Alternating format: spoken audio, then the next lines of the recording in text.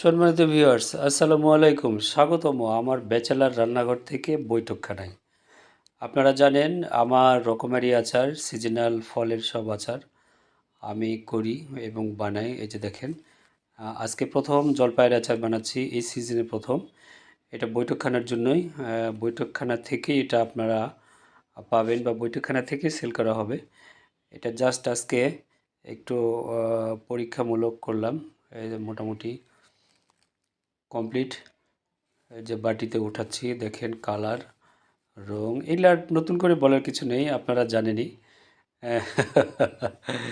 আপনারা ইতিমধ্যে দেখছেন, অনেকে খাইছেন আমার রসুনের আচার, জলপাইয়ের আচার, কাঁচামরিচের আচার, ধনেপাতার আচার, তেঁতুলের আচার। ইনশাল্লাহ আস্তে আস্তে সব পাবেন আমাদের বৈঠকখানা থেকে। এই যে দেখেন, আপনারা জানেন আমরা মাটির বাটিতে করে এখানে সব কিছু পরিবেশন করি।